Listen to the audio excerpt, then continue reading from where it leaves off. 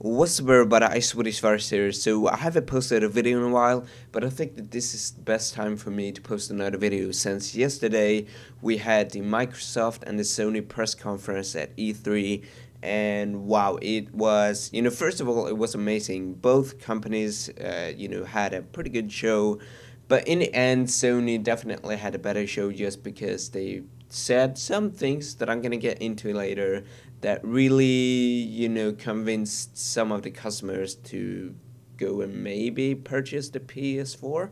I don't know, but here's the thing.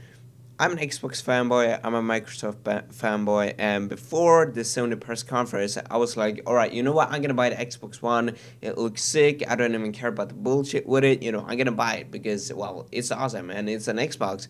But after the Sony press conference, I'm like, wait a minute, what just really happened? Did Sony just put up a fight, and a really good one, against Microsoft? Because it kind of felt like it, and I looked on Twitter and there was just a lot of people going like, rip Microsoft and Xbox and la la la, and it was kind of funny. But anyway, let's get into the good stuff. So first off, the price. The price for the Xbox One is gonna be $499 US, and that is kinda what I expected, sorta. I mean, $599 would have been way too much. We all know that. $399 would have been a lot better. But considering that Microsoft has a bundle with the Kinect, the Xbox One and the Kinect, the price of it being $499 is not that surprising. However, I think it's really stupid that Microsoft decided to make a bundle with the Kinect. I mean, what's up with that? They could have just launched the console without the Kinect for $399, and then you can decide, oh, well, I want to buy the Kinect or I don't want to buy the Kinect. But for some reason, Microsoft is just stupid, and I don't know, like, that's a really bad call by them. But Sony, on the other hand, wow, just GG Sony. Like, going from the PlayStation 3 launch price at $599 to go to the PlayStation 4 launch price with $399, I mean, nah, GG Sony, GG. Like, that's a really good move. In terms of prices, Sony obviously won this one. However, if for some non-understandable reason at all, Microsoft decides to, well, you know what, we're gonna make Xbox One without the bundle of the Kinect and launch it for $399, that may be a good thing. I don't know.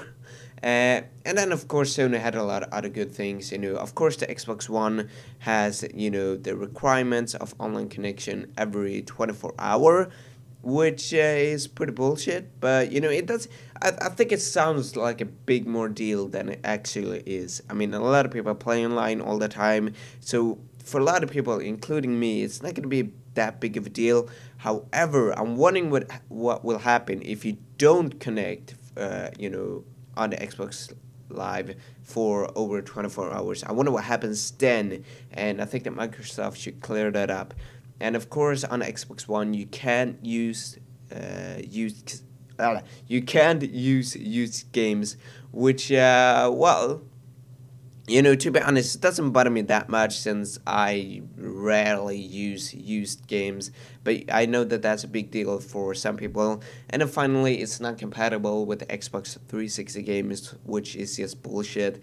And then, of course, the price is $499. On the other hand, Sony has no online connection required and the 24 hours, which, wow, GG Sony yet again. And you can use used games, which yet again awesome. And then the PlayStation 4 is compatible with PS3 games, which is a huge deal for all the PlayStation fans out there. And here's the thing, it doesn't really bother me that the PlayStation 3 or PlayStation 4 is compatible with PlayStation 3 games, because let's be honest, let's say that I'm gonna get a PS4, it doesn't matter to me that PlayStation 3 games are compatible with PS4. I mean, it really doesn't, because I still don't have any PlayStation 3 games. Like, at the moment, I have a Xbox 360, and unless the PlayStation 4 accepts Xbox 360 games, well, that would be awesome, but it's not. So, whatever. What else do we got? Exclusive games. To be honest, I was more surprised and I enjoyed more the exclusives shown for the Xbox One. The Sony or the PlayStation 4 exclusives kind of had me snoozing. Nothing special there, but Quantum Break, Titanfall. A lot of other games, I can't really remember them, but they looked really good for the Xbox One. So I think that the Xbox One has the advantage there so far. I mean, this console is gonna last for at least 8 years. So there's gonna be a lot of exclusives that is probably gonna go for the Sony or Microsoft advantage. We don't really know at this point. And then finally, the online service, and I think I talked about this, maybe I didn't, but Sony or the PlayStation Network is gonna have a monthly feed. So you can be able to play online, which I think is gonna be about $5, which is the same as the Xbox Live is for the Xbox One. So, well, I don't know who's gonna win that fight, but overall, right now, I don't really know what to buy. Like, I really want to buy the Xbox One just because I'm familiar with the system. But, all the things that Sony are coming with, I'm kind of leaning towards Sony. The only problem I have with that is that I'm not familiar with the system and the controller just looks fucking ugly. And I'm not, no. Unless I can use the Xbox One controller or even the Xbox 360 controller with the PlayStation 4, I'm definitely gonna buy the PlayStation 4. If not, then I don't know. I'm still torn. I don't know what to pick. Anyway, leave me a comment if you know what system you're gonna buy and why you're gonna buy it. And that's it for me. I hope you guys have an awesome day, and I'll talk to you later. Bye.